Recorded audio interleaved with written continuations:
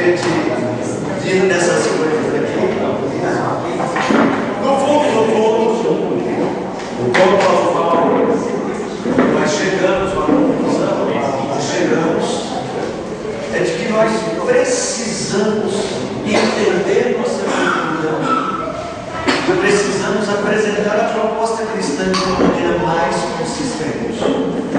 Nós sabemos o que é a verdade, mas essa verdade que nós sabemos, ela precisa ser apresentada a esta cultura de uma maneira que essa cultura possa nos ouvir. Veja, nós não estamos aqui para negociar a verdade, mas nós temos um interesse, não só de dizer o que é, mas de fazer as pessoas compreenderem. Aí nós entramos por aquele caminho. Eu lembro que o Cláudio falou assim: eu vou sentar com ele e eu vou mostrar que isso é errado de acordo com a Bíblia, que isso Deus não aprova, que ele está em pecado. A gente tem que ter o pé no chão, porque se as coisas chegarem na nossa família neste ponto, se o menino ou a menina chegar em casa e falar assim: esse aqui é meu namorado, ou a menina falar: eu quero apresentar meu namorado, chegar a esse ponto, ela não vai te ouvir dizendo que a Bíblia é contra isso, porque essa é uma etapa que ela venceu em seu coração, de tal maneira que este é um argumento falido. Você está certo, mas o seu argumento está batendo e voltando. Nós precisamos trabalhar melhor a construção dessa nova apologética. Tecnicamente é assim que a gente diz. Nós vivemos num tempo de uma nova apologética cristã. Apologética é a matéria do cristianismo que diz que é a defesa da fé. Nós não estamos mais naquele ambiente cristão dominado pelo catolicismo romano, que a nossa apologética por exemplo, não tem idolatria, é dizer assim: joga esse santo fora, que isso é idolatria. O conceito hoje de idolatria é muito diluído. Mesmo os católicos não são mais aqueles que têm uma santa gigante, com muitas raras exceções, e dele fazer orações ajoelhado ali. O nosso tipo de idolatria é totalmente diferente. A nossa apologética tem que entender a nossa cultura. Tá? Você tem que saber lidar com isso. Nós estamos no período do Pokémon, gente. Aí o seu filho acha que Pokémon, daqui a um tempo seu filho vai achar que Pokémon realmente existe. Que nós não vemos porque nós ainda não temos o insight sobrenatural para ver. E a tecnologia nos deu olhos para ver uma realidade que está entre nós. Nós estamos na Matrix. É o que eles acham às vezes. Não estranhe se lá na frente a gente tem que lidar com coisas assim, com gente parecendo que vive fora deste mundo. Realmente parece que a gente está a gente vê alguma coisa assim, a gente ficar, deixar, nos concentrarmos ali naquele momento nosso, a gente fica meio que se revolta, porque você tem pessoas realmente perdidas. Esse negócio de Pokémon, cada um estava lá assim, parecendo zumbi, e os casais deles, as lésbicas, assim, andando uma naturalidade muito grande, estão se envolvendo com o marco deles. Sim, assim, e aí, meus irmãos, nós estamos numa família cristã. A família cristã, ela tem optado por caminhos que eu não acho muito bons. Um desses caminhos é o isolamento. Então eles passam a não ter amigos, eu não quero conversa com eles, eu não quero saber deles. Se lá no parque tem muitos casais LGBTs, eu não vou mais lá. Eu não converso, eu não falo. Esse tem sido um dos caminhos. Outro caminho é o caminho da hipocrisia. Porque a palavra é forte, né?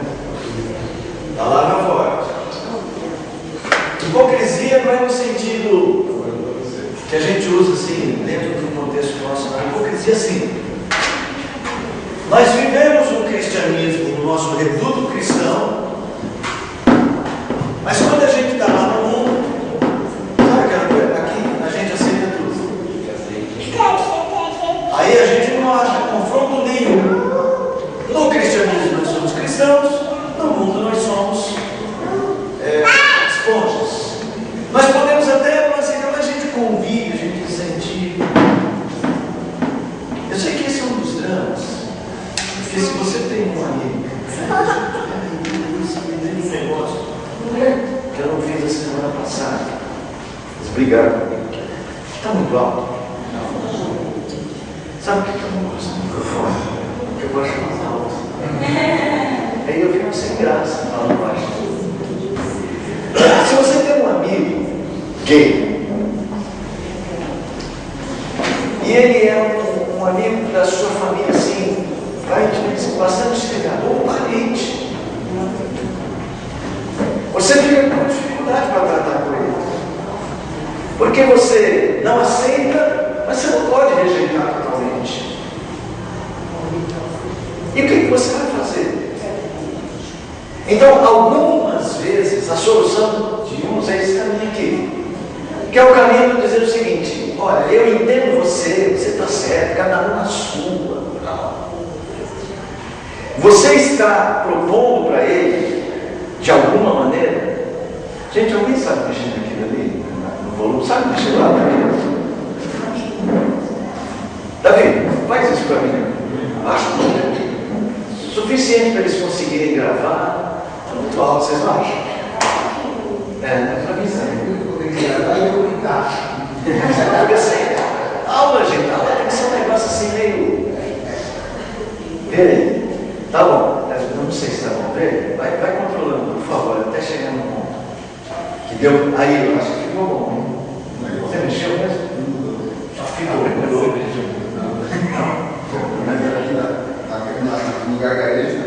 Bom, para mim agora já está melhor. Veja só, perdi o fio da meada, mas eu. O amigo, você vai rejeitar. Só que o que você está propondo para ele é que assim, o seu cristianismo é uma coisa privada sua. E que ele pode escolher a vida dele enquanto você escolheu a sua. No fundo, você está fazendo uma antipregação do Evangelho. Então não pode ser uma via, essa não é uma via. Agora você fala, não vamos mais na casa do fulano, também não é uma via. Nós temos que aprender um comportamento apologético diferenciado. Eu não sei se eu vou conseguir, se existe um jeito de eu dar uma receita e você aplicar. Eu acho que você vai ter que construir. Então, nosso propósito aqui, nessas aulas, nessas duas primeiras, é vocês entenderem que o papel da família cristã é ser uma propagadora de cultura cristã, de cultura teológica, que você não pode abrir mão. Tá? Então, completando a aula passada, nós vamos ver hoje que a família, nós já vimos que a família é isso, que a família é o lugar onde a cultura tem que ser guardada, é onde se fomenta a cultura, mas hoje, a cultura cristã, mas hoje, nós vamos ver que ela é um lugar de treinamento e ela tem que ter um objetivo de espalhar essa cultura cristã referenciada. Você não pode se omitir neste papel de treinar a sua família para viver o mundo de Deus, para Deus. Nós estamos treinando nossos filhos. Não existe realidade neutra. Nós sempre estamos servindo a algum Senhor. Jesus Cristo deixou isso muito claro. Ou você serve a este Senhor, ou serve aquele. Ou você está no time de Cristo, ou você está no time do diabo. Não tem segredo, não tem meio termo. Não existe modelo de vida neutro. Você está sempre treinando o seu filho, sua filha. E você está sempre treinando o seu próprio coração. Nós estamos num período de grande treinamento, de aperfeiçoamento. Então, eu quero que você entenda o papel da família. A família é o primeiro lugar de treinamento, tá bom? Alguma pergunta até aqui? Nenhuma? Vocês são ótimos para deixar o professor honrar. Gente, duas coisas que eu preciso dizer para vocês como professor. Eu sou um professor movido a dúvidas. Eu acho que a dúvida ajuda muito mais a gente a lecionar. Porque vocês nos... obrigado. Porque vocês nos permitem saber qual o caminho melhor para a gente trabalhar o argumento. Então vamos lá. Jane primeiro. Jane, as damas primeiro. Eu não ouvi o desfecho, pastor. Não sei se eu Deixa eu falar. Cadê? o desfecho nesse caso aí do gay. Tá. Não, é o que eu estou dizendo. Você quer saber, quer que eu feche aqui para não ficar na dúvida, né? Eu acho o seguinte, não tem desfecho. Não tem desfecho. Qual é o pensamento do gay? Vocês sabem, não sei. Vamos lá. Não tem desfecho. O que nós temos é um caminho. Primeiro, você tem que lembrar que cada pessoa tem a sua singularidade. Mas você tem que saber algumas coisas sobre o comportamento dessa pessoa. Então hoje nós não só chegamos com o cristianismo pronto e dizemos para as pessoas, o cristianismo é isso. Nós precisamos entender, isso aqui é uma matéria que eu estou dando de quarta-feira, quem assistiu os vídeos na internet é uma boa. Nós precisamos entender quais são os ídolos, as idolatrias que estão controlando o coração dos homens na atualidade. Então nós temos que combater os ídolos certos. Eu só vou falar nesse caso aí, da minha dica, que é muita coisa para a gente discutir em pouco, 2 minutos. A idolatria do tempo presente é a idolatria egocentrada, em que cada pessoa diz o seguinte: não importa o que Deus fez, o que define a pessoa é o que ela sente. Nós somos um povo, nós somos um grupo de pessoas, né, a atual sociedade, cada um diz que o que importa é o que ele sente, é a sua sensibilidade pessoal, não a realidade. Então o menino olha para ele, e quando ele olha para o corpo dele, ele vê que tem uma pecinha lá, sobressalente, que define biologicamente quem ele é. Mas ele diz: eu não me sinto homem, eu me sinto mulher. Então ele está dizendo o seguinte, que o que o define não é Deus, não é a realidade biológica, não é ninguém, não é a sociedade. Quem me define sou eu. E isso não é só no caso religioso, é em todos os sentidos. O pai chega para o filho e diz o seguinte: eu quero que você vá para a igreja. Aí ele responde: eu não me sinto à vontade lá. Está dizendo que o que define se a igreja é boa ou não, se o cristianismo é bom ou não, é se ele se sente bem ou não. Então o ídolo mais presente nos dias de hoje é esse ídolo egocentrado, baseado no sentimento. Nós somos a geração mais subjetivista que já existiu. No próximo ponto de encontro, que é uma programação que a gente está fazendo mensal, vou fazer uma caminhada nas artes. Quando você vai para as artes, você vai descobrir que a arte no tempo presente, vocês já foram no museu mais recentemente, né? Eu imagino. Se não for, já viram vários lugares. O quadro de hoje é assim. Antigamente você ia lá e tinha uma Mona Lisa, ou tinha a ceia, a cena da ceia de Leonardo da Vinci, ou você tinha o carpinteiro de Rafael. Você via alguma coisa, você via uma cena. Podia ser até a Madonna de, sei lá, a Madonna de Piccolo, aquela Maria. Já viram Jesus retratado na Idade Média? É um mini homem. Já viram Jesus?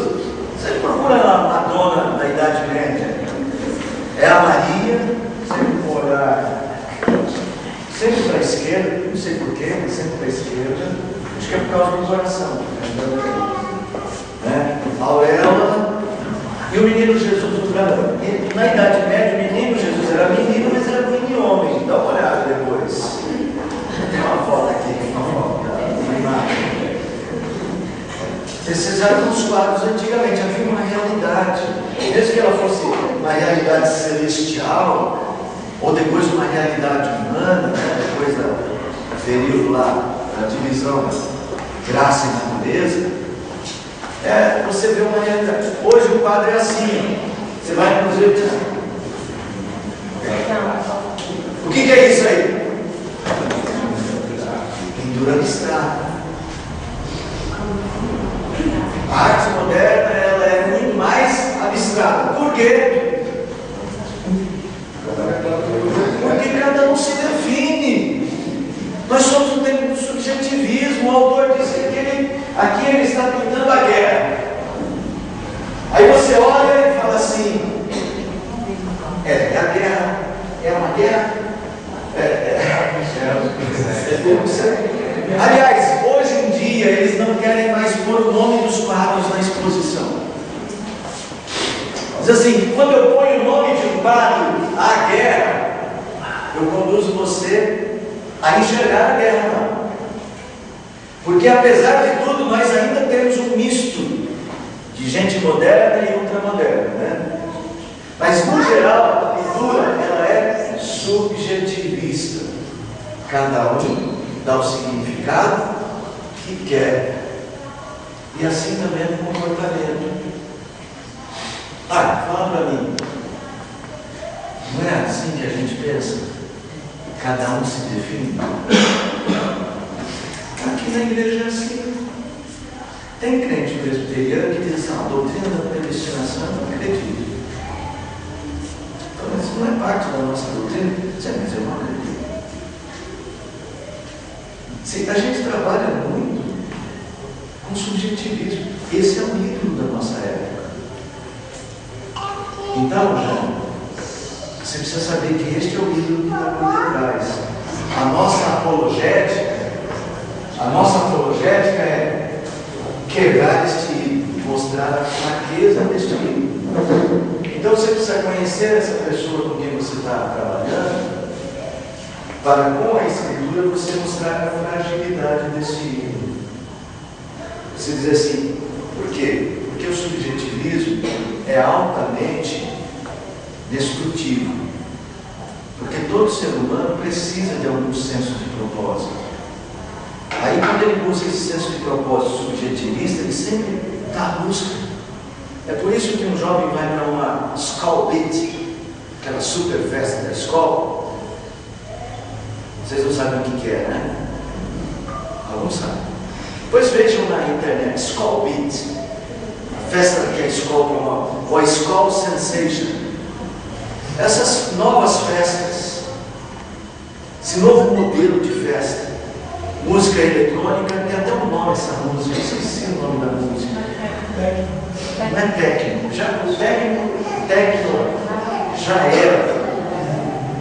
É uma música cujo propósito, os músicos aí me ajudam. Eu acho que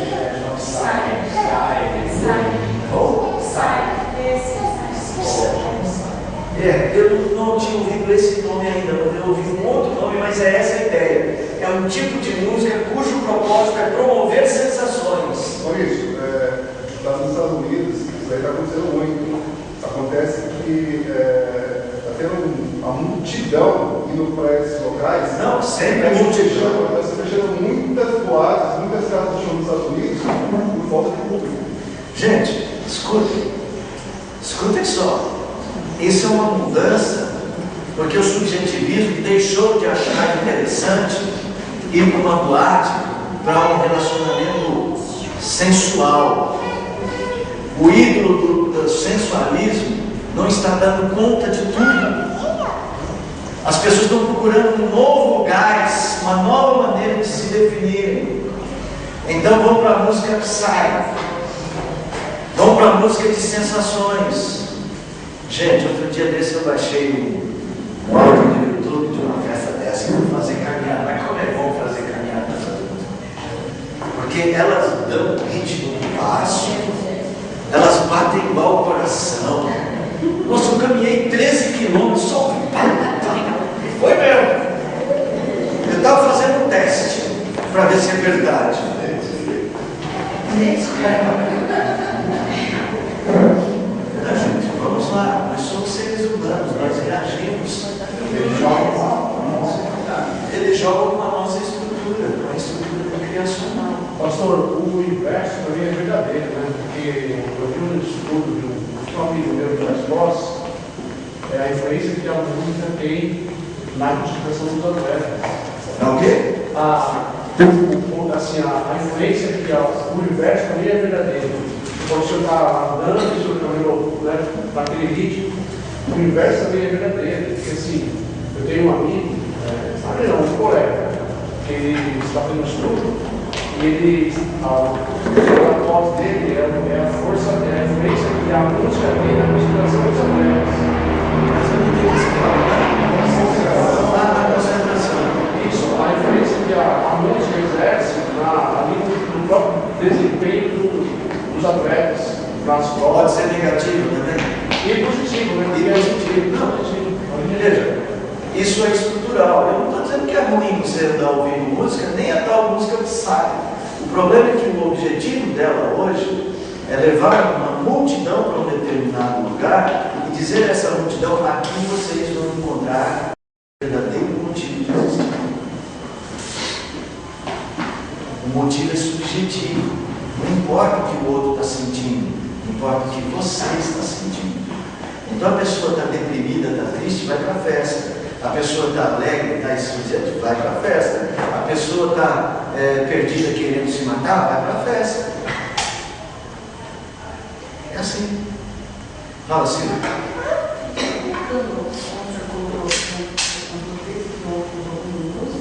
Ainda mais quando a gente está praticando isso sozinho,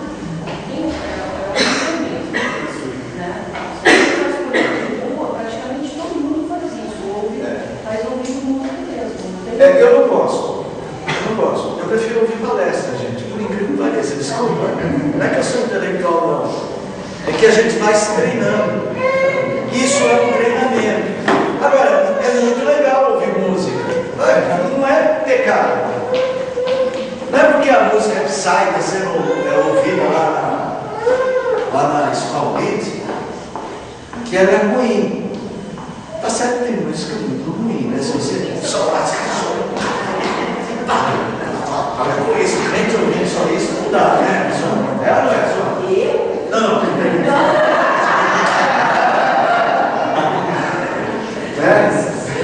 Então assim, gente, você tem que ter bom senso. Então, fechando, temos que identificar os ídolos que estão controlando a nossa época. E temos que saber destruir estes ídolos. Porque as pessoas põem confiança nesses ídolos porque elas precisam. É uma busca. O coração do homem está em busca. Sempre estará. Silvia, antes de passar a palavra para você, aproveita que você já vai conversar mesmo, falar. Abra aí em Eclesiastes 3:11. Eu vou dar estudo de quarta-feira no domingo. Eu falo para vocês, se vocês têm tempo, têm condições, gente, tiverem oportunidade, venham mais vezes para ouvir a instrução. Porque não dá para a gente fazer tudo. Não dá para a gente instruir vocês com mais cuidado, porque é pouco tempo que a gente tem para fazer isso. A igreja oferece, talvez eu não seja oferecer um pouco melhor isso, que são as gravações dos estudos. Vocês vão ter que dedicar tempo para tudo. Vai lá, vê aí.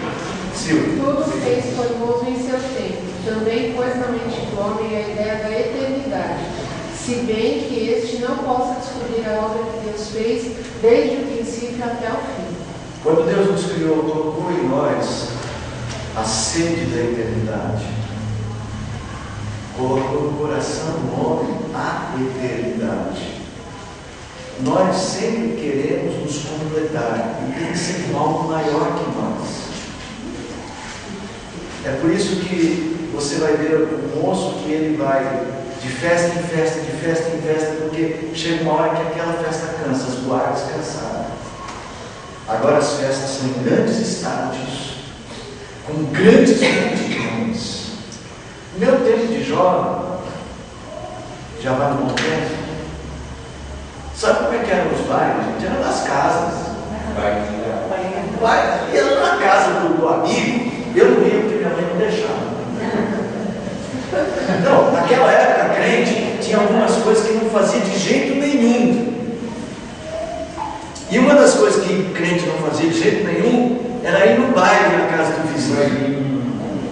Né? Depois saiu do baile na casa do vizinho e foi para a discoteca, danceteria.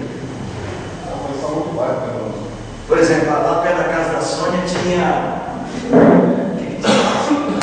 aquela farol. Farol, tá vendo? Não sei de tudo. Ponta. A mais famosa de todas da Zona Leste é um toco. Todo mundo ia para esse lugar. Ah, tô vendo. É verdade, é verdade.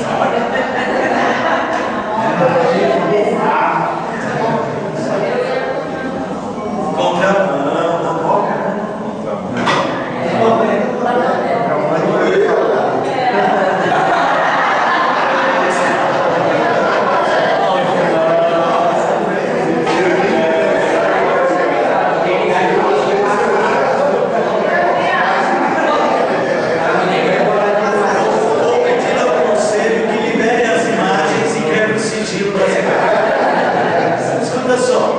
Só que isso já foi. Mas precisamos, a sede de se completar, aquilo vai ficando pequeno, é preciso ser maior, é preciso ser cada vez maior, é preciso ser diferente. Chega uma hora que tem que ir para as drogas. Olha isso, mas eu tinha uma ideia nova, de influência jovem, da sobre isso. Então, isso é essa evolução do pensamento, ela está tão rápida. E cada vez mais rápido. Só que é o seguinte, eu queria saber, a igreja, né? Agora, O que ela está, o que os pensadores cristãos estão fazendo para que esses jovens não se percam de tal maneira, porque a pessoa se perder é tão rápido como você resgatá-la, porque é muito mais difícil. Então, por exemplo, o Sistema de Jeová, aos 7 anos, eles iniciam as crianças a desenvolver um padrão, né, de ensino, ou catequese, ou estudo bíblico deles, para que eles criem um padrão. Não se engane. Nós não temos um padrão. Não se engane. Eu conheço Testemunha de Jeová, esses grupos mais sectários, como você falou, que criam padrões, mas eles criam certas esquizofrenias muito graves. Quando um jovem Testemunho de Jeová se desvia, pai e mãe não conseguem trazê-los de jeito nenhum. Agora, o que a igreja está fazendo? Primeiro, nós estamos tentando entender. É isso que nós estamos tentando entender. Não está fácil entender a nossa época, ela muda muito rápido.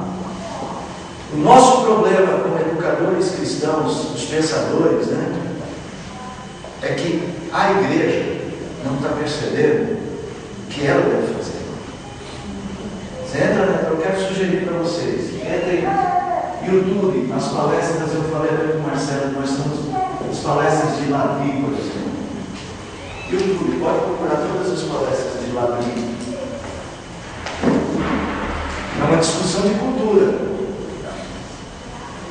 Nós estamos num período de mudança disso. Então, Cláudio, o que nós estamos fazendo? Isso aqui, tentando começar uma reflexão. Só que o problema é que termina aqui, vocês vão para casa, ver o jogo. Por isso que é importante, que eu acho que é errado, nós viemos para cá, né? E aí, por exemplo, como é que a nossa cabeça de transformação põe em prática aquilo que nós aprendemos. Então está sendo vão para nós, ou para algumas pessoas, para um sim.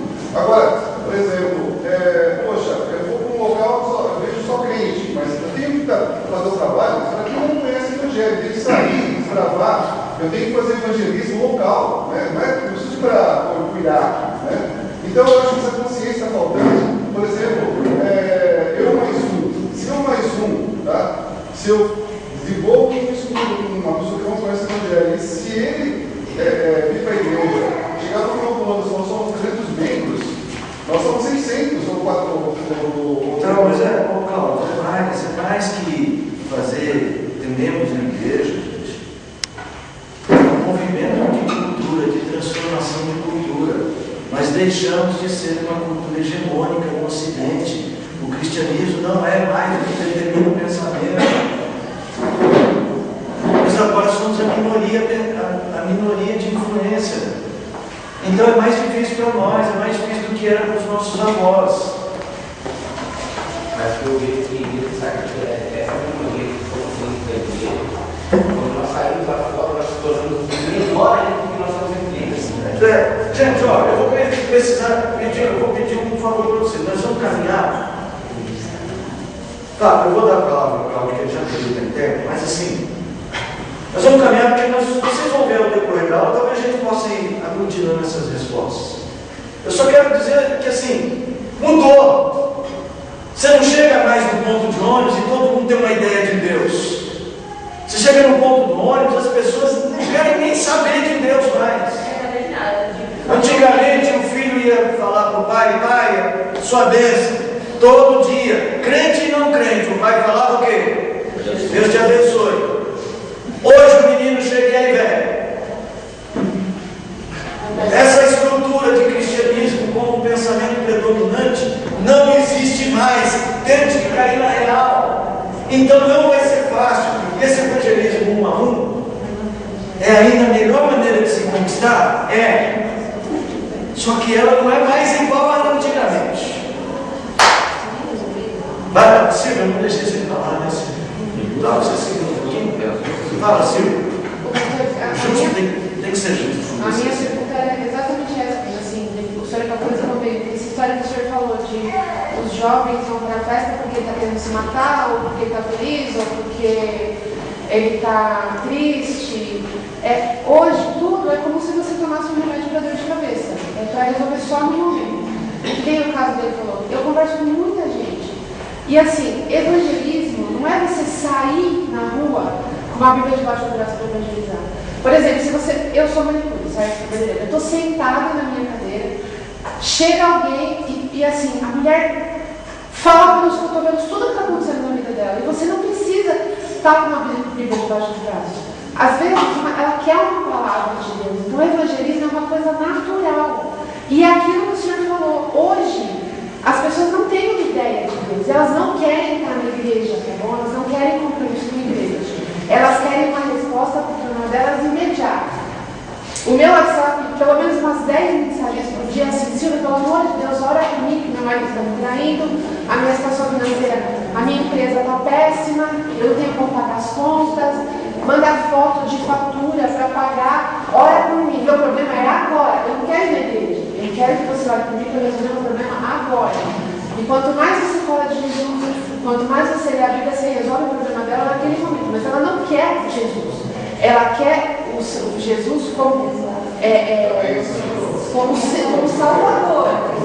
Mas não para ela seguir. E você não sabe o que fazer, entendeu?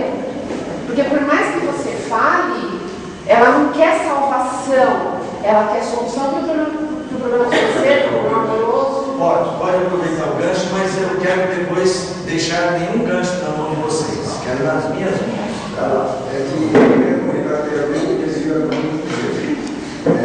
Na verdade, às vezes eu ouvi o Cláudio comentar, o professor, até acho que está certo. O que a igreja está fazendo? Gente, a minha opinião, concordando com o que a Silvia acabou de falar, eu vou aprender e eu vou fazer. Eu não estou esperando uma estrutura montar para acontecer alguma coisa diferente.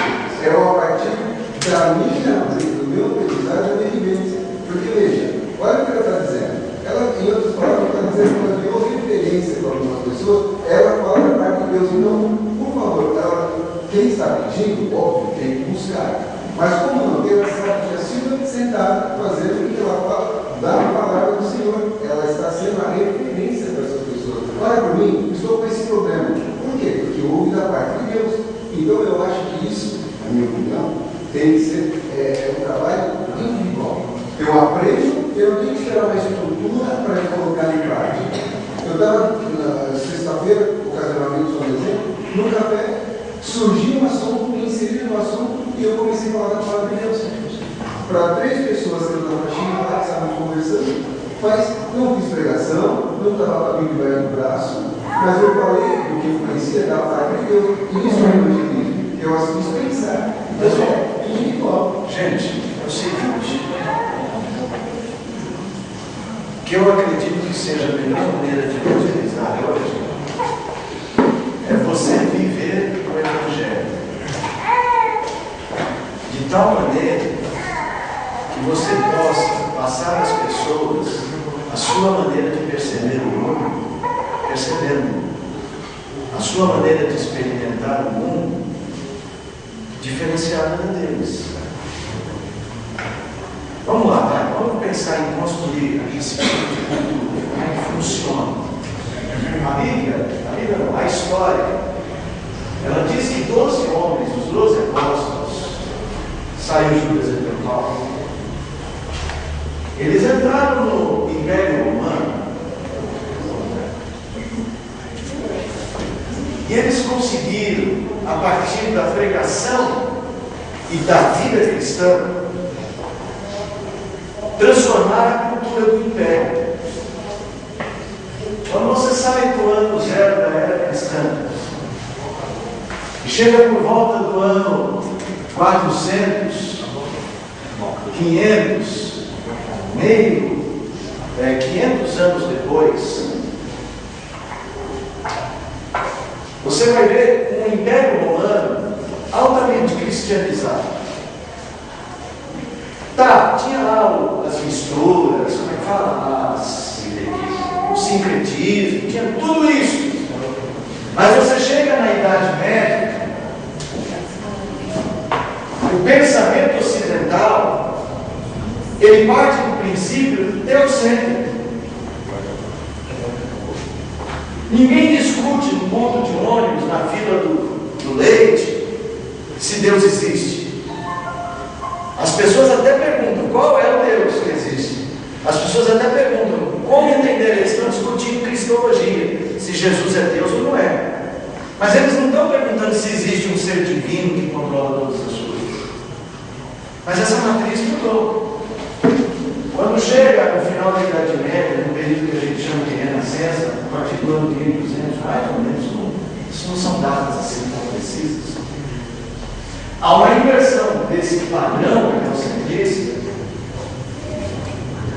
depois do que virá ser chamado de Idade Moderna, o homem passará a ser o centro.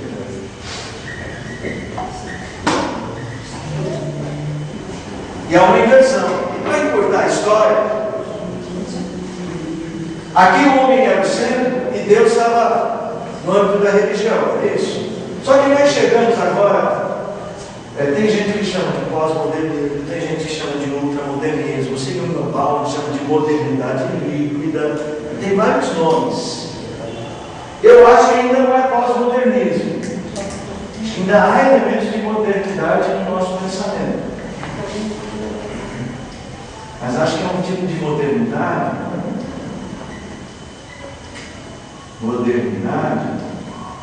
Eu chamo de modernidade exausta. As pessoas estão cansadas. A modernidade já não dá mais conta de dizer o que as pessoas são. Por isso nós não estamos só no subjetivismo, nós estamos ultrapassando aquilo que o Schaeffer chamava de linha de desespero. Tá? Não é à toa que a doença do século XX é a depressão. Não é à toa. O final do século XX é marcado pelo crescimento do povo deprimido. Não é à toa. E não foi só a quebra da bolsa de valores ou a guerra, a segunda guerra.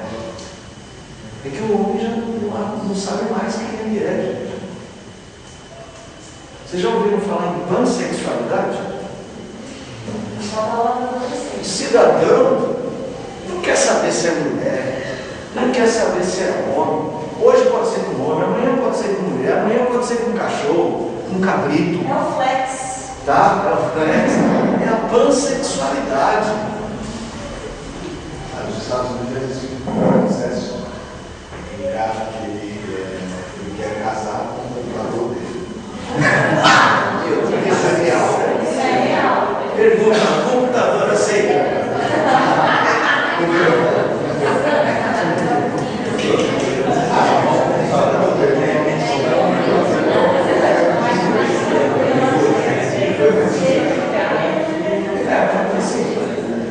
Não quero ser preciosista, foi antes. Mas aquele grande apóstolo, o apóstolo Paulo, né? Assim, então, aqui não há só uma inversão do deuscentrismo, ficou menor. Aqui, Deus não existe. Gente, o pensamento majoritário hoje é que Deus não existe. Existe uma ideia de alguma coisa, mas não Deus. Deus não existe, Deus não governa. Deus não governa. Deus não governa, Deus não existe. Deus é quase uma coisa só cultural. Eu acho que até um pouco paradoxal, porque é o seguinte, nunca vi tanta denominação de igrejas nesses últimos tempos. Você vai fechando, está lá, Abrindo uma igreja. e por mais que as pessoas, o bem Deus, acabam aparecendo no plano dos dias de hoje, mas tem aberto muita igreja, né? Então aqui se explica isso. Lembra que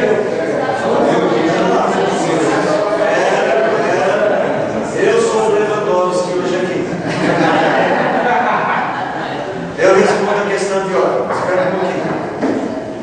Veja, existe uma busca de entendimento de quem é o homem. As pessoas estão buscando na religião também. Só que elas estão buscando num contexto que a religião oferece de sensações. Então é fácil abrir igreja hoje. Se você tiver boa música, se tiver um pastor que pula, que briga, que fala alto, que isso e que aquilo, se você construir. Você já viu quantas igrejas hoje, lá até a hora do culto, apaga as luzes, acende os refletores, os holofotes, a banda. Tem um exemplo, por incrível que pareça, de uma criança. Lá na igreja Lumeriana, esses dias meu irmão estava comentando, eu passei, a gente passou em frente a uma igreja na Nova Cabrinho, um salão que tem balé, né, infantil, você passa lá, o negócio é louco, às vezes, né? Mas é uma igreja ou É uma igreja dessas novas, né? Certo. E é cheia, muitos jovens. Alguns que estavam indo lá foram para lá para ir por essa, né? Popular, dançar e tudo mais. E aí, esses dias eu passando por lá do meu irmão, assim, e vi um monte de criança. Eu falei, e as crianças que iam lá, né? Porque eu não estou indo muito lá, às vezes eu pergunto pro pessoal. Aí ele falou assim: você nem acredita, tem um menino que da mesma idade que o meu sobrinho, 6 anos, né? Aí esses dias ele foi lá na igreja, estava todo de terno, lá todo bonitinho. Aí ele falou assim, que as tias perguntaram, nossa, você está sumido, né? Eu estou indo na igreja lá, né? Porque lá tem isso e aquilo, né? De música, de balé, infantil. Mas quando eu quero ouvir a Bíblia, eu venho aqui. Então, assim, esse paradoxo é porque hoje se busca na igreja mais a sensação. Lembra que é um mundo subjetivista? Assim, gente, eu não quero generalizar, não dá para tratar com muito cuidado. A gente precisaria até estudar os movimentos, mas em geral, esse é o ponto. Tá? Mas, fala assim. Eu gosto, só porque eu falei que eu quero que vocês participem. Eu não posso nem falar. Deus não existe, eu acho que até existe, mas é um Deus que eu quero. É um Deus se é um Deus que eu quero, não é um... É um Deus que eu pegar do meu jeito. É um Deus que aceita as coisas que eu faço. Exato. Mas esse não é Deus, gente. Deus, quando Nietzsche disse Deus não existe, é aquele Deus definidor da moral. É isso que Nietzsche propagou. Esse Deus que define o que é certo e errado, esse Deus não existe. Se existir algum Deus, é um Deus que define o que é certo e errado a partir de mim. Subjetivismo. Na verdade, a maior parte das pessoas que tem um lado mais assim, intelectualizado demais, anda colocando que não só Deus existe, mas Deus é uma invenção dos homens para atrapalhar a verdade. Sim, aí já é um argumento mais ateísta. Mas o que é importante aqui? Você entender que a cultura majoritária não é mais a cultura cristã. Então, nosso papel agora ficou mais difícil. No fundo, o que está acontecendo conosco, gente, é que nós estamos voltando aqui, ó. Quando o cristianismo não era a cultura majoritária. Nós precisamos de um comportamento parecido com o comportamento daqueles crentes. Porque quando chegou nesse período aqui, ó, que a cultura era majoritária, a igreja relaxou, né? Vem a reforma protestante, mas a reforma protestante trouxe a igreja até aqui, mas um mundo onde nós voltamos a ser uma cultura enorme. Vamos lá, vai, para os textos bíblicos. Começa você percebendo, por exemplo, a dinâmica de Gênesis 11 e 12. A dinâmica dupla de Gênesis 11 e 12 vai mostrar a cultura apóstata como majoritária. Aliás, não é só Gênesis 11 e 12 não, né? Gênesis 6 também, né? Todos tinham, Gênesis 6 de dilúvio, o coração do homem tinha se tornado apóstata totalmente, e Deus olha e só encontra um homem chamado Noé. Quando você chega em Gênesis 11 de novo, você vai ver uma cultura majoritária de homens rebeldes. Alguém lê para mim? Versículo de número 4. Disseram mais: Eia, edifiquemos para nós uma cidade e uma torre cujo cume toque no céu, e façamos-nos um nome, para que não sejamos espalhados sobre a face de toda a terra. Pode continuar. Então, Não, peraí, antes disso, eu pedi para você ler qual versículo? versículo 4. Lê o anterior. Disseram uns aos outros: Eia, pois façamos tijolos e queimemos-os bem.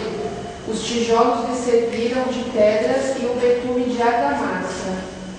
É isso? Não. É isso. Deixa eu ver. 11:6? Não, é esse aqui, ó. Não, tá certo, ela tá certa. Fala que era que o topo. Não é que eu queria pegar uma frase que ela leu em outra versão e eu não sonorizei. Na minha versão está assim: tornemos célebre o nosso nome. Isso. Como é que está na sua versão? Façamos-nos um nome. Façamos um nome. Aqui eu queria pegar essa palavra. Por isso que eu falei, olha, está faltando uma palavrinha aí, mas é a tradução. Aqui a cultura aposta. O que importa é o homem tornar grande o seu próprio nome. A dinâmica de Gênesis 11 para Gênesis 12 é que Deus vai separar as nações e Deus vai propor uma mudança cultural. Aí você pensa assim: Deus abriu uma escola, matriculou lá milhares de pessoas? Não, chamou um homem, chamou Abraão. Olha lá, capítulo 12, versos 1 a 3. Ora, disse o Senhor a Abraão: sai da tua terra, da tua parentela e da casa de teu pai, e vai para a terra que te mostrarei. De ti farei uma grande nação e te abençoarei, e te engrandecerei o nome, se tu uma bênção. Abençoarei os que te abençoarem, e amaldiçoarei os que te amaldiçoarem. Em ti serão benditas todas as famílias da terra. Deus separou as famílias dos povos em Babel, mas elas não foram mudadas a sua referência. Eles continuaram antropocêntricas. Aí Deus vai chamar um homem para ser o transformador de cultura. E chama o homem E vai dar a ele uma família. E a partir da família dele é que ele vai abençoar as famílias da terra. Nós temos que entender esse senso de propósito a partir de famílias. Nós estamos institucionalizando a fé cristã, dizendo que é a partir de igrejas, mas no fundo é a partir de famílias que a coisa funciona. O evangelho lá no período dos apóstolos era de casa em casa. Eram as famílias as protagonistas da mudança. Eu ontem estava ouvindo o pastor Jean na federação, e o pastor Jean falando que ele esteve lá na cidade, não lembro qual é a cidade que ele foi, e que ele foi na casa de Priscila e Áquila. Não, ele foi em Damasco, ele foi na casa de Ananias. E ele disse que a casa de Ananias, o que seria, né? O que eles dizem ser a casa de Ananias, no subsolo funcionava uma igreja. Ele recebia refugiados que estavam fugindo da perseguição, e essas pessoas ali eram transformadas pela família de Ananias. A família era um centro de treinamento em cultura cristã. Preciso correr agora que a gente demorou demais, só para deixar, eu completei a lição da aula passada, quem quiser pode ver. A família treina, 3 modelos de treinamento na família, ou 3 parâmetros. A família treina pelo sistema de modelo. Na família, nós treinamos cultura até o referente a partir do exemplo. Pais são os primeiros exemplos para seus filhos de cultura cristã. Como é que a gente aprende cultura cristã quando é criança? Vendo a cultura cristã de nossos pais. A família é uma espécie de simulação menor do reino de Deus. É o que chamamos de reino familiar. Esse pequeno reino aponta para Deus. Alguém abre para mim em 2 Timóteo, capítulo 1, verso 4 e 5. Se tem no domingo à noite. 2 Timóteo, capítulo 1, verso 4 e 5. Vem rápido.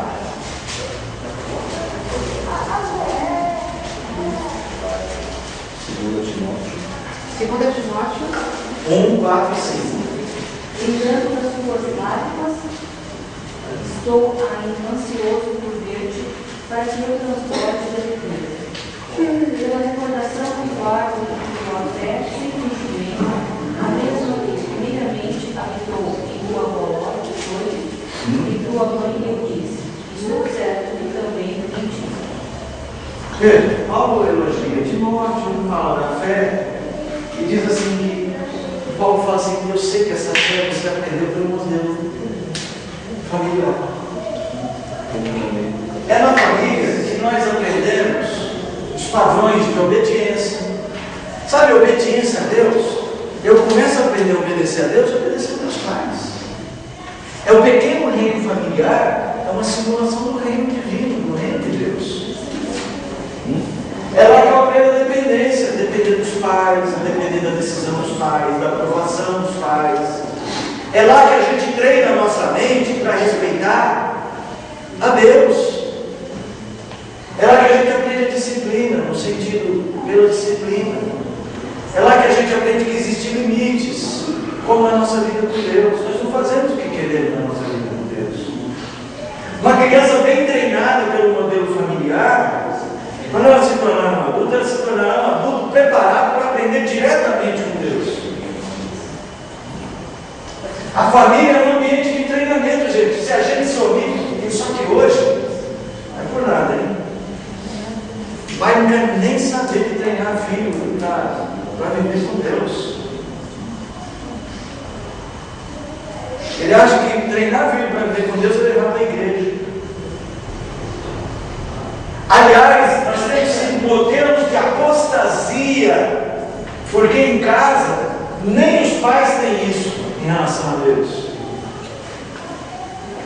Você ouviu os filhos de antigamente falar, quantas vezes eu ouvi meu pai orando, ouvi minha mãe orando, meu pai chorando, pedindo a bênção de Deus. O filho ficava doente, a primeira coisa que o pai fazia era orar para o filho. Hoje o filho fica doente, pai entra na internet. Ah, mas não tem que procurar o médico, tem. Procura o médico. E Deus? O que o filho está aprendendo? Que no fundo, Deus é uma ideia legal, mas não é efetiva para a prática. Quem cura é o médico. Só um exemplo. Educação hoje, para nós, é levar o filho para a escola, não é passar valores. A gente, eu vejo os políticos aí, parece que todo mundo vai prometer escola em tempo integral. Entendeu? Ah, mas a gente tem que tirar as crianças da rua. Puxa vida. A gente precisa mudar a família com as crianças. Eu acho que tem que mandar os pais para casa, para viverem com os filhos. Bom, eu preciso correr. Não somente o ensino como modelo, a partir do ensino como modelo, mas a casa, ela deveria ser uma espécie de escola doutrinal. O padrão doutrinal, os conceitos deveriam ser repetidos, fixados a partir da família. Abra lá em Deuteronômio 6.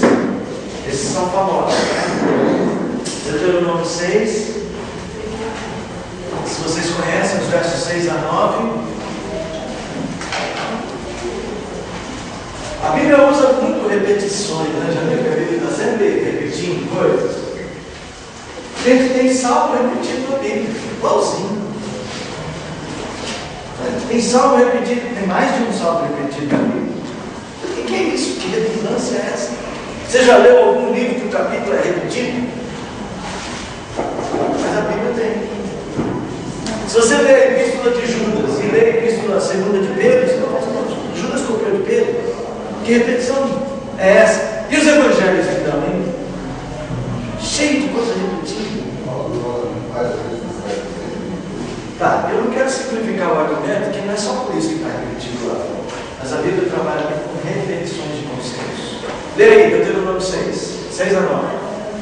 Essas palavras que hoje te ordeno estarão no teu coração. Tu as inculcarás a teus filhos, e delas falarás assentado em tua casa, e andando pelo caminho, e ao deitar-te e ao levantar-te. Também as atarás como sinal na tua mão, e te serão por frontal entre os olhos, e as escreverás nos umbrais de tua casa e nas tuas portas. Não precisa discutir nada para você perceber a ideia de repetição, de inculcamento de conceitos. A família, ela tem que se especializar em treinar. Ela é uma ferramenta estratégica para doutrinamento cristão. Só que quando os pais hoje estão ocupados em repetir os conceitos, os mandamentos, gente, você sabe por que a gente repete o Pai Nosso todo domingo? É uma escolha pessoal. Como a liturgia depende muito do que eu proponho, já que eu sou pastor, e a Constituição diz que é uma responsabilidade minha, mas colocamos a repetição do Pai Nosso todo domingo, é porque a gente acredita que ele é a oração mais santa que as outras. É porque as pessoas oram tão pouco que elas não sabem orar mais. Mas principalmente porque um dia no culto infantil, uma professora pediu para orar o Pai Nosso e as crianças simplesmente não sabiam. Por quê? No meu tempo de criança, eu sabia orar o Pai Nosso, eu sabia o catecismo de cor. Repetição. A criança aprende. Hoje as crianças não sabem nem o Salmo 23. Mas aprendi no Salmo 23, Salmo 121, Salmo 1. Esses salmos mais conhecidos, todos de cor. Hoje as crianças não sabem nem onde fica o livro dos Salmos.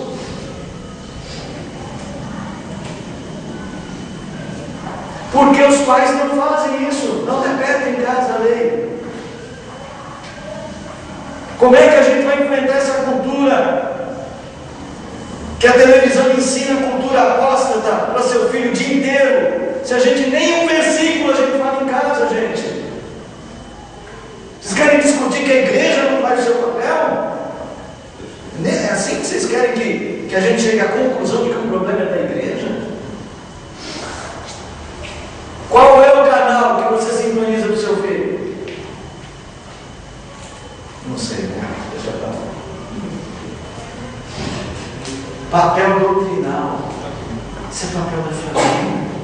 Nós não vamos treinar cristãos para esse mundo, para viver nesse mundo apóstolo, sem a palavra. Nós não podemos só treiná-los em vir para a igreja, em achar a igreja legal. Porque aí vocês vão cobrar que a igreja tem que ter um espaço para juventude. Na igreja esses dias, convite de uma pessoa amiga, mas eu fui assim, morar aqui não tinha ninguém que me conheceu. Legal lá. Fui na sala dos jovens. A sala dos jovens tinha iluminação, puffs, era bem psicodélica. Tudo bem, não é nada. Gente, essa é uma coisa que eu não faço questão. Eu só fico pensando o que é que está por detrás dessas decisões. Eu não acho que tem que ser fabril, aquelas carteiras, um sentadinho, o professor entra, todo mundo fica enganado, acho que tem que ser assim. Eu fico pensando o que está por detrás. Às vezes o que está por detrás é que a gente precisa criar um ambiente, a gente precisa criar uma mentalidade em casa, a ponto de seu filho vir para a igreja e pressionar o professor de escola dominical para falar uma coisa consistente. Eu quero ver o seu filho com capacidade de questionamento. Não aquele menino subjetivista que está a fim de sentir uma coisa nova, que ele quer só. Eu quero um garoto, uma garota que faça uma pergunta desconcertante, a ponto de dizer assim, vamos refletir sobre isso. E eles têm condições. Vocês que vão ter filhos, vocês que têm filhos pequenos, vocês que já têm filhos adolescentes, que é mais ou menos a nossa característica aqui majoritária. Nós temos que trabalhar doutrinariamente as nossas famílias. Por fim, você vai ver na lição lá tem, mais ou menos isso que eu estou dizendo aqui. Está lá no nosso blog, tá? Blog da sala. Disciplina. Nós não podemos esquecer que o ser humano é um ser caído, os nossos filhos também. E que eles vão desenvolver um coração apóstata da noite para o dia. Fala, Paulo. Pastor, pegando de como você começou a aula, falando sobre homossexualismo, essas coisas, né, trazendo aqui para a questão da família, né? Como que eu vejo hoje a situação? Eu vejo que Satanás, ele viu que não adiantava pregar para o mundo que não existe Deus. Então o que ele está fazendo? Ele está atacando a família, que é a base de tudo. E se eu não trouxer essa questão de família para os meus filhos, quando eles estão na minha casa, o mundo vai mudar a cabeça deles. E essas coisas vão entrando sorrateiramente. Tem uma propaganda, não sei se eu estou sendo extremista, que está passando agora. Eu vou discordar só um pedaço da sua fala para você completar. Eu acho que a doutrina dos demônios hoje mais presente é que Deus não existe, ou que o Deus é a própria pessoa. Vai lá. Perfeito. Mas uma propaganda que está passando agora, sempre que teve propagandas que mostrassem família, aparecia lá o pai, a mãe e os filhos. Ah, sim. Tem uma propaganda que está veiculando, eu não lembro agora se é da Sadia qualquer, que mostra um pai com duas crianças fazendo algumas comidas. Do Itaú. Veja a família, não sei das quantas, o sobrenome, família Oliveira. e mostra lá o pai com as duas. Cadê a figura da mãe na família Oliveira? Ela já não aparece mais. Então, olha como as coisas vão entrando sorrateiramente. Então, se eu não mostrar para o meu filho a questão de família, o que é família, para ele se desvirtuar lá fora e entender que o amiguinho dele pode ser namorada, ou que a amiguinha dela pode ser a namorada, e vice-versa, eu estou quebrado. É algo que você falou na aula passada, da teoria Kerr, e trouxe isso agora de manhã. Ou ainda, Paulo, se não permite, se eu usar essa figura, mas a separação mesmo, não tem a figura da mãe, ou não tem a figura do pai. A família é eu e meus filhos, exato. O pai e a mãe. Outra família. Ou seja, vai quebrando essa estrutura familiar. Ainda bem que ainda tem pai. Na verdade, a ideia do extremo disso, eu estava ouvindo dentro da faculdade, que você pegava uma juíza que falava assim, esse tipo de coisa é para você mudar essa visão de opressão patriarcal da mulher. A juíza do Rio Grande do Sul escreveu um material sobre isso. Deixa eu só completar aqui, ó. Semana passada nós falamos exatamente desse ponto, a desconstrução das estruturas a partir de uma mudança na superestrutura de conhecimento. A propaganda LGBT, a propaganda das famílias não tradicionais, essa propaganda anti-família, ela é só parte de uma desestruturação da sociedade para implantar novos modelos. Eu acho que às vezes a gente se apega a alguns pontos e eles são importantes de fato, mas eu acho que as coisas são muito mais simples, porque é justamente essa questão da repetição e tudo mais. A repetição da lei de Deus, ela traz para a gente todos os conceitos que são importantes para a nossa vida, para a vida dos nossos filhos. Se de fato nós temos essa repetição, quando ele for para a escola, ou um comercial desse, pelo nosso testemunho, pela questão doutrinária, pela disciplina, ele vai achar tudo isso muito estranho. Né? É bom que a gente vá, né?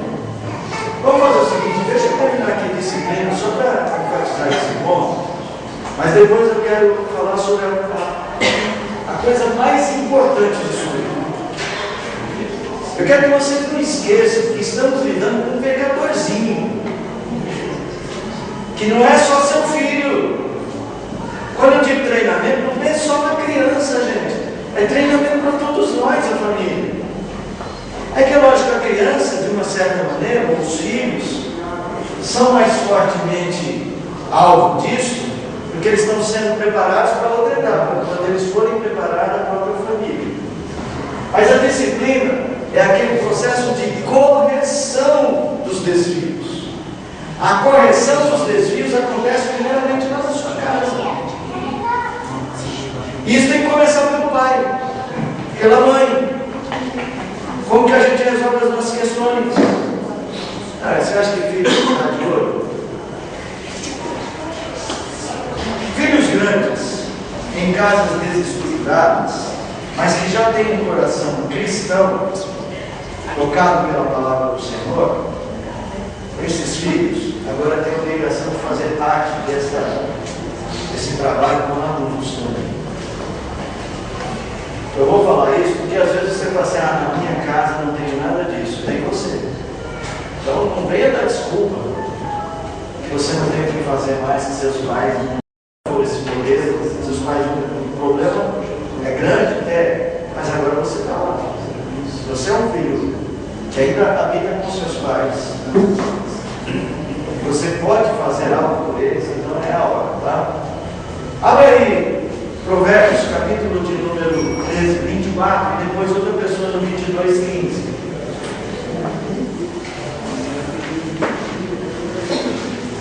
(22, 15). 13, 24, 22, 15 de Provérbios.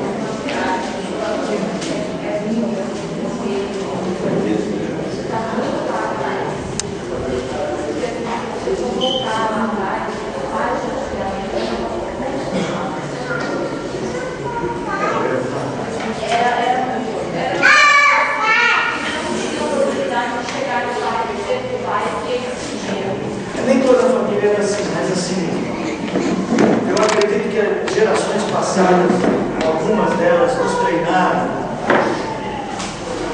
a não treinar. Olha lá, Provérbios 13, 24.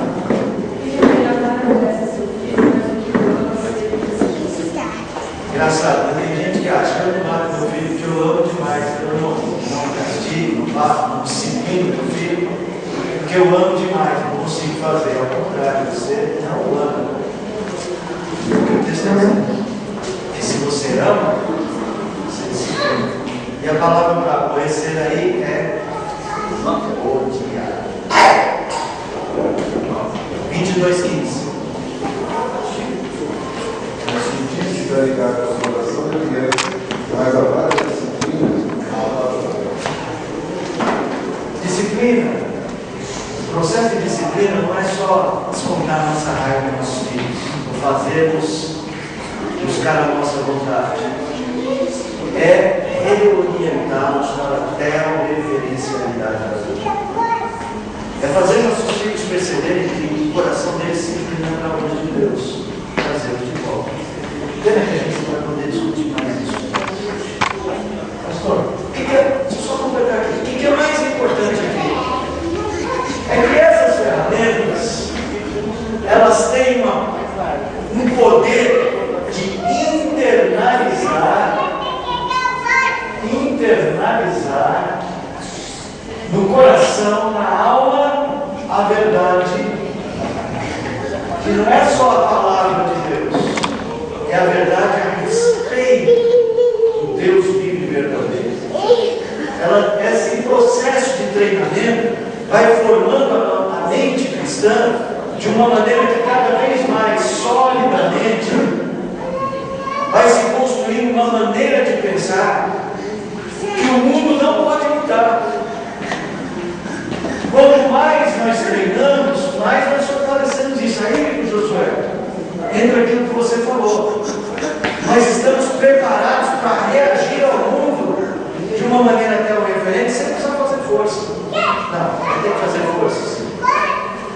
Mas, com mais ferramentas, um jovem verdadeiramente treinado em casa vai chegar diante do professor de filosofia e vai falar: tem alguma coisa errada, e ele não vai só beber, porque nossos jovens são uma bacia aberta, qualquer coisa se põe lá dentro e eles acham que não é aquilo que se diz na igreja.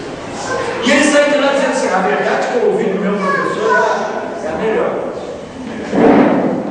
E eles mudam a vida deles a partir da verdade que eles supostamente ouviram na universidade. Índio não. Certo? Índio é só na prova. Pode ser índio. Uma coisa que eu acho extraordinário, que ele só responde a minha dúvida. Faz a sua pergunta. Estou esperando um fechamento. Faz a sua pergunta, que eu já estou querendo fechar.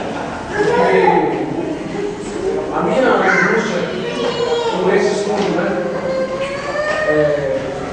Dos cristãos que me fechamento, fica muito claro para mim a visão que nós temos da estrutura familiar, o mais Paulo falou, e que a maioria daqui também pensa do mesmo jeito. Né? A família segundo o padrão de Deus. Fica muito claro para mim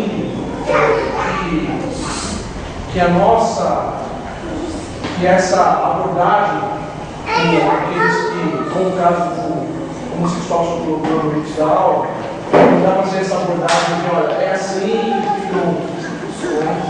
Mas o que eu queria saber, o que é a resposta, né? É qual a minha atitude, como deve ser a minha atitude, a minha postura, diante, com relação às pessoas que nós convivemos diariamente. Eu tenho alunos homossexuais, eu tenho alunos que não têm mãe, que tem pai, que convive com um outro homem, eu tenho uma mãe que convive com uma outra mulher, e a estrutura familiar que eles têm é essa. Então, assim, segundo o que a luz da Bíblia, e segundo o que a nossa igreja ela coloca para nós, qual deve ser a minha postura? Porque não me importa mais a minha visão em relação ao assim, não me importa o que Deus diz assim, em relação ao padrão, eu sei disso, mas qual deve ser a minha postura em relação a essas pessoas?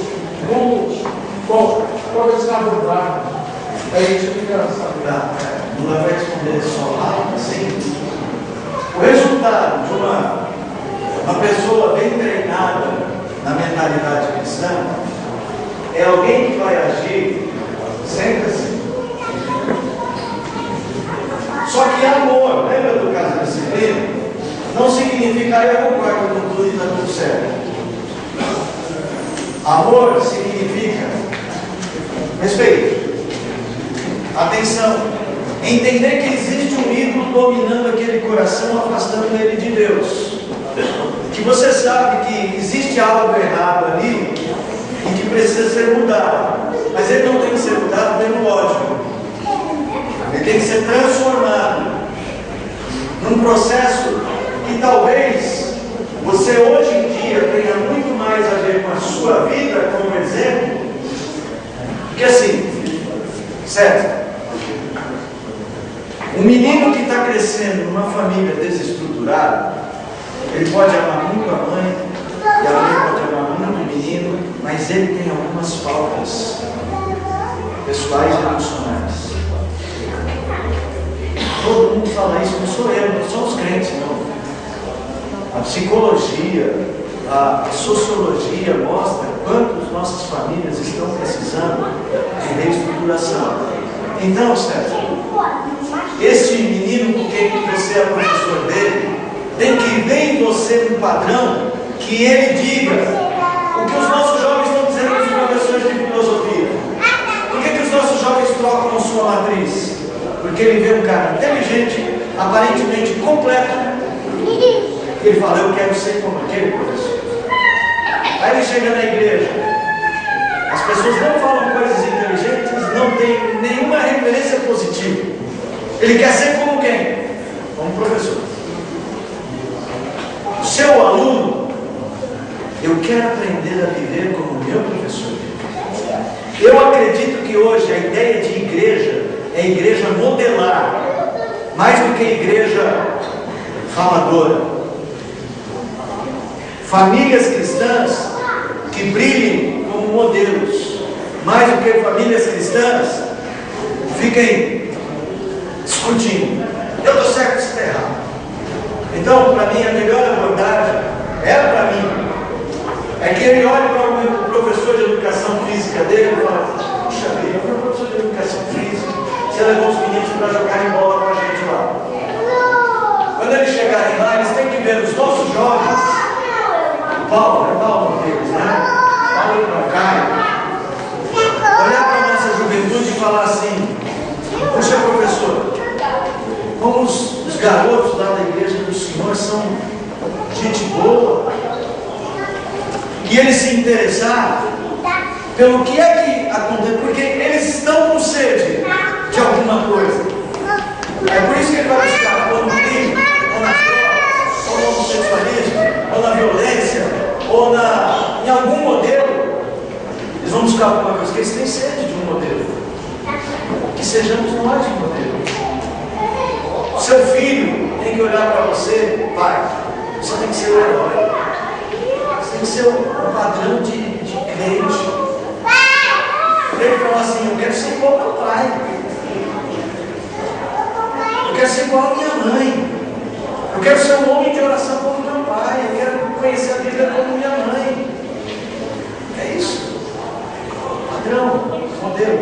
Então eu acho que isso é a melhor maneira de agir com amor. Viver a vida cristã em sua integralidade com crentes que não negociam a fé. Agora, se esse menino vê o professor de educação física, fala a palavra igual o professor diz, os outros professores, não respeita o aluno, não dá aula direito, não é o seu caso, você é certinho. Mas se ele olha para o professor cristão, e esse professor cristão é exatamente a cópia dos outros, existe para eu que as crianças sejam boas.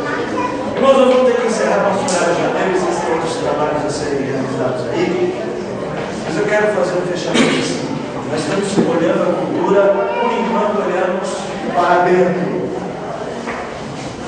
Nós vamos ver alguns temas que nós vamos trabalhar como exemplo. Como exemplo de como a gente treina para eles olharem para fora. Tá? Semana que vem, tudo está caminhando para a gente discutir sobre aborto. Lembra, a questão que nós vamos trabalhar não é a questão em si somente. É como uma questão pode ser abordada de forma até diferente. Podia ser aborto, podia ser pena de morte, podia ser o roubo da borracha do colégio. Não importa. É que existem maneiras da gente treinar para enfrentar realidades muito presentes no nosso mundo. Gente, obrigado pela atenção. Quem puder, entre lá no nosso blog, EBB, tudo minúsculo, hífen, estrela, tamanha, .com.